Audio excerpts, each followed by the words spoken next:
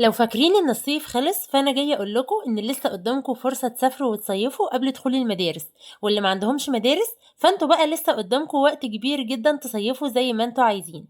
في الفيديو ده هقول لكم تروحوا فين وازاي تتبسطوا وتغيروا جو، فكملوا معايا الفيديو للآخر.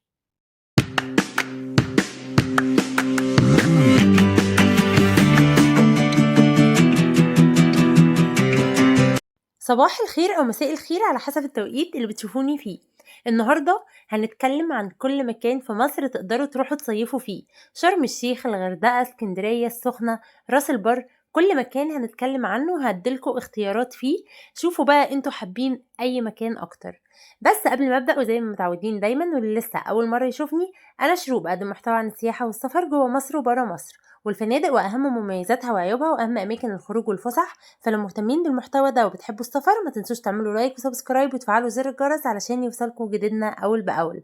ولو عندكم اي سؤال او اي استفسار عن اي مكان سيبولي تعليقاتكم وانا هرد عليكم. ويلا بينا نبدأ. أول مكان هنبدأ بيه هو شرم الشيخ. طبعا درجة الحرارة هناك لسه عالية جدا ولسه الصيف مخلصش هناك، يعني هتنزلوا بحر وبول براحتكم. التوقيت ده في شرم الشيخ بيكون حلو جدا، وبيكون كمان الأسعار أحسن من أيام الأعياد والأجازات. نسبة كمان الأشغال الأجنبي هناك بتكون عالية، فبجد التوقيت ده في شرم الشيخ بيكون حلو جدا. هقول لكم على اكتر من فندق فئات مختلفة، وطبعا انا بركز على الفئة الاقتصادية اكتر علشان تناسب الاغلب. هقول لكم اكتر من اختيار ونبذة عن كل فندق، فلو حابين تسألوا اي سؤال سيبولي تعليقاتكم وانا هرد عليكم.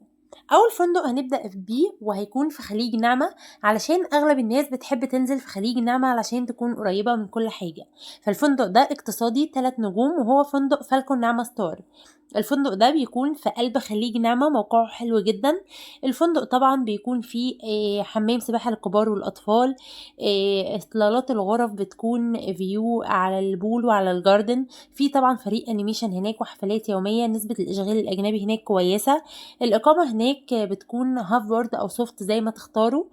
كمان في طبعا واي فاي، في سبا. الخدمة هناك كويسة. فالفندق كفاءة اقتصادية بيقدم قيمة مقابل سعر حلوة جدا. انا قلت نبذة بسيطة عن الفندق، ولو برضو حابين تستفسروا اي استفسار عن الفندق سيبولي تعليقاتكم. ده غير ان الفندق كمان هتلاقوا ان انا منزلة ليه فيديو كامل على قناة، هسيبهولكوا برضو في الوصف علشان تقدروا تشوفوه بسهولة.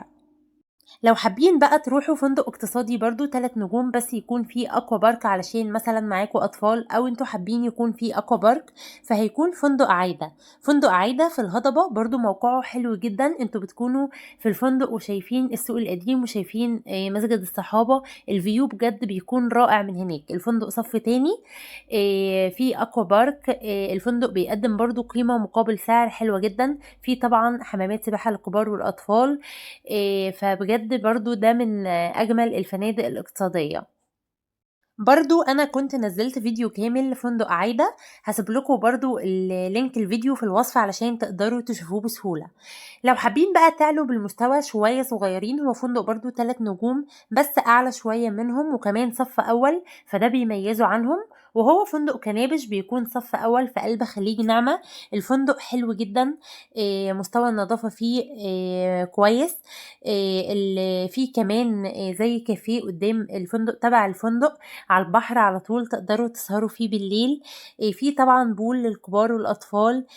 فالفندق ده اللي بيميزه ان هو صف اول والبيتش بتاعه حلو جدا.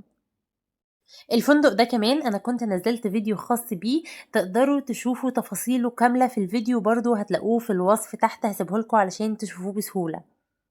لو حابين بقى تعلوا بالمستوى شوية وتروحوا فندق 4 نجوم وسعره برضو كويس جدا، فهيكون فندق باروتيل اكوا بارك. باروتيل اكوا بارك طبعا معروف ان فيه اكوا بارك ضخمة جدا، عدد الالعاب فيها كبير جدا. الفندق صف تاني في نبأ، بس قدامه الفندق باروتيل بيتش قدامه على طول، بتعدوا الطريق بس وتقدروا ان انتوا تدخلوا البيتش بتاع باروتيل بيتش. فده برضو من اجمل الفنادق اللي بتقدم قيمة مقابل سعر، وسعره كويس جدا بالنسبة لان هو فندق 4 نجوم، فالسعر هيكون حلو جدا.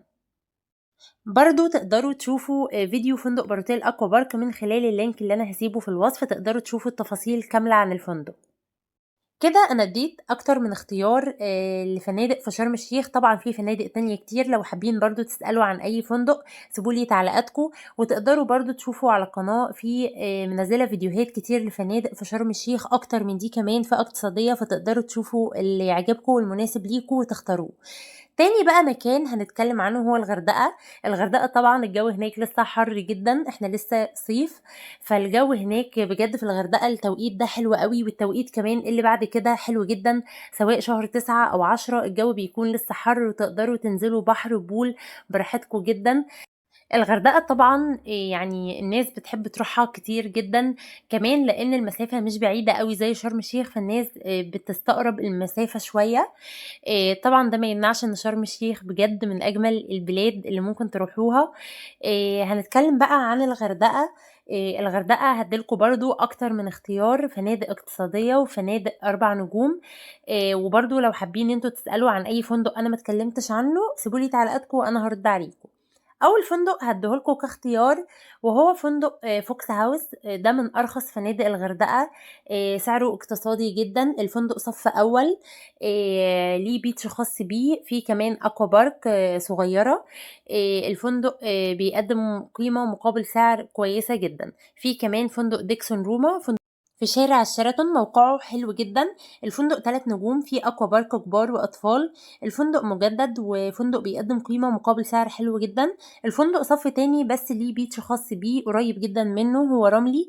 فالفندق كقيمة مقابل سعر حلو جدا، ومن اجمل الفنادق الاقتصادية اللي ممكن تنزلوا فيها. بس انتوا ما ترفعوش سقف توقعاتكم قوي وانتوا رايحين فنادق اقتصادية علشان ما تضايقوش نفسكم. خليكوا عارفين ان انتوا بتاخدوا قيمة مقابل سعر. لو حابين بقى فندق برضو اقتصادي 3 نجوم بس يكون صف اول وليه بيتش رملي، فهيكون فندق اليزي. الفندق بيكون في شارع حسام عمر متفرع من شارع الشيراتون. الفندق لطيف جدا، هو صغير بس من الفنادق الجميلة والمريحة جدا والرايقة يعني. في كمان بول، كمان اكتر من بول، اعماق مختلفة، اطفال وكبار. كمان الفندق بيقدم قيمة مقابل سعر كويس جدا، فهيكون برضو اختيار مناسب جدا للناس اللي بتدور على فندق يكون صف اول ومش مهتمين قوي بالاكوا بارك، فهيكون فندق مناسب جدا. طيب لو حابين تعلوا بالمستوى شوية ممكن تروحوا مارلين ان او جيفتون. الفنادق دي برضو حلوة جدا، ما فيهاش اقوى بس البيتش بتاعها من اجمل الشواطئ في الغردقة. كمان الخدمة والاكل كل حاجة هناك كويسة جدا مقارنة بسعرهم، فهي من الفنادق الحلوة جدا. لو عايزين بقى فندق 4 نجوم البادجت بتاعتكم اعلى شوية، فممكن تروحوا فندق الباشا. الفندق ده برضو كويس جدا في شارع شري. الفندق صف اول وشاطئ رملي، في كمان اكوا بارك كبار واطفال، في حمامات سباحة. الفندق بجد كويس جدا، في اكتر من مطعم الاكارت، فالفندق بيقدم قيمة مقابل سعره حلوة جدا. لو حابين تعلوا بالمستوى شوية ممكن تروحوا فندق ام سي رويال. برضو هو فندق 5 نجوم في اكوا بارك. الفندق برضو حلو جدا، هتلاقوا الفيديوهات الفنادق دي كلها سواء الباشا او ام سي رويال، هتلاقوا لينك الفيديوهات دي في الوصف، وتقدروا تتفرجوا على الفيديوهات كاملة علشان تعرفوا كل التفاصيل. طيب انا كده اديت اختيارات في شرم الشيخ والغردقة. في ناس بقى بتكون حابة تروح مسافات اقرب شوية، بلاد اقرب شوية زي السخنة، اسكندرية، راس البر. فخلينا نتكلم عن حاجة حاجة. السخنة طبعا فيها فنادق كتير جدا، بس انا هتكلم عن حاجة، فندق هناك هو استرن جلالة اكوا بارك. الفندق ده بجد طبعا فيه اكوا بارك ضخمة جدا، فالناس اللي حابة معاها اطفال وحابة تروح تغير جو يومين، او حتى لو حابين تروحوا يوم واحد دي يوز تستمتعوا بالاكوا بارك هناك، فبرضو ده بيكون من افضل الاختيارات هناك. وبرضو هتلاقوا لينك الفيديو ده هتلاقوه في الوصف علشان تشوفوه. انا منزله فيديو كامل عن الفندق ده، تقدروا تشوفوه كله تعرفوا التفاصيل الكامله. وبرضو لو عندكم اي سؤال سيبولي تعليقاتكم وانا هرد عليكم. عايزة اقول لكم برضو ان العين السخنة فيها مستويات كتير للفنادق، في كمان شاليهات وقرى سياحية، فتقدروا يعني هناك قدامكم الاختيارات اكتر، تقدروا برضو تختاروا المناسب ليكم. طيب نيجي بقى لاسكندرية والناس اللي بتحب اسكندرية وبيحبوا يصيفوا فيها جدا. اسكندرية ده تقريبا يعني بداية الروقان في اسكندرية. اسكندرية الزحمة خفت جدا. في لسه قدامكم وقت ان انتوا تروحوا تقضوا يومين في اسكندرية تفصلوا فيهم. انا كنت نزلت فيديوهات كتير لفنادق في اسكندرية، هديلكوا برضو اكتر من اختيار وهسيب لكم لينك الفيديوهات دي علشان تشوفوا التفاصيل كاملة. طبعا في ناس يعني اغلبية الناس بيحبوا لما يروحوا اسكندرية يقعدوا على البحر على طول، فانا كنت نزلت فيديوهات لفنادق على البحر على طول، فنادق 5 نجوم وفنادق نجمتين واقل، فنادق يعني سعرها بسيط جدا. فلو انتوا حابين فنادق 5 نجوم، انا كنت نزلت فيديو عن فندق توليب. ده طبعا بانوراما على البحر، انتوا شايفين البحر قدامكم من كل مكان. كمان في فندق جولدن جويل، ده برضو صف اول على البحر، يعني انتوا مش محتاجين تعدوا الطريق للبحر، لا البحر قدام الفندق على طول، وبرضو ده من اجمل الفنادق اللي ممكن تنزلوا فيها. ده غير طبعا فندق استرن المنتزه، وانا كنت عملت لكم جولة فيه كاملة وفرجتكم عليه كله، هسيب لكم برضو لينك فيديو فندق استرن في الوصف علشان تقدروا تشوفوه. ده غير بقى فنادق تانية بتكون على البحر على طول بس سعرها اقل بكتير. ولسه انا منزله الفيديو ده من كام يوم، ودي ارخص فنادق اسكندريه. برضو هسيب لكم الفيديو علشان تتفرجوا عليه وتعرفوا كل التفاصيل عن الفنادق دي. كده انا اديت لكم اختيارات كتير. كمان بقى راس البر، راس البر لسه برضو الناس بتروحها لسه، يعني الصيف ما انتهاش هناك. راس البر طبعا فيها شاليهات فنادق، بس طبعا يعني الإقامة في الفنادق بتكون أريح وأحسن. في طبعا فنادق على البحر على طول، في فنادق في شارع النيل، في فنادق في الشارع الرئيسي في شارع السوق، ففي فنادق كتير هناك وكل المستويات. في فنادق طبعا بتكون، يعني عايزة اقول لكم ان في فنادق هناك بتبدأ الليلة ب500 جنيه. في فندق رخيص هناك في شارع الرئيسي اسمه فندق الشرق الحديث، في فندق حورس اعلى طبعا شوية، فندق جميل برضو، فندق جرين هاوس جنبه، فندق لبنان، فندق طيبة، فندق الوادي. في فنادق كتير قوي هناك. في كمان فنادق على البحر، المينا بيتش وفندق جراند على البحر على طول. فتقدروا تختاروا الفندق اللي انتوا عايزينه. في كمان فندق دولفين، وفي فندق عمر الخيام، في فنادق كتير قوي في راس البر، وبجد فنادق حلوة قوي ونظيفة، بس طبعا على حسب السعر. يعني فندق اول فندق ذكرته هو الشرق الحديث، ده اقتصادي قوي، هو عبارة عن دور واحد كده ارضي. في كمان فندق اعلى، فندق حلو جدا برضو اسمه فندق حورس. هناك اسعار الغرف مختلفة، ممكن بتبدأ من 800 و900، واكيد الاسعار الوقتي كمان هتقل اكتر من الشهور اللي فاتت، فتقدروا ان انتوا تصيفوا باسعار كويسة. كمان لو عندكم اي سؤال عن اي فندق هناك سيبولي تعليقاتكم، هتلاقوا كمان فيديوهات كتير لراس البر جولات هناك، وكمان بتكلم عن الفنادق هناك، فبرضو شوفوها هتفيدكم جدا. ولو عايزين بقى فندق 5 نجوم في راس البر، فطبعا موجود فندق شتايجن هناك، من اعلى الفنادق هناك، فندق حلو جدا، طبعا بيطل على اللسان وعلى شارع النيل. في طبعا ليه بيتش برضو خاص بيه، في بول هناك طبعا الخدمة ممتازة جدا، النظافة 10/10، هو مش محتاج تقييم، الفندق طبعا معروف. كمان كنت نزلت فيديو كامل عنه، هتلاقوا برضو اللينك هسيبهولكوا في الوصف علشان تقدروا تشوفوه بسهولة.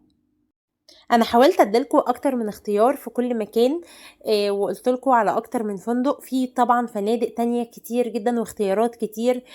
طبعا انا مركزة اكتر على الفنادق الاقتصادية علشان تناسب الاغلب، بس لو حابين تسألوا عن اي فندق 5 نجوم تسيبولي البادجت بتاعتكم وانا هرشح لكم بناء على البادجت دي. ولو عايزين برضو تسألوا عن اي فندق انا ما اتكلمتش عنه سيبولي تعليقاتكم، هتلاقوا كمان فيديوهات كتير قوي على القناة لفنادق كتير، شوفوها برضو. ولو عايزين تستفسروا اي استفسار، متاح برضو التواصل من خلال رسائل الانستجرام، هتلاقوا الرابط في معلومات القناة، تقدروا تبعتولي هناك.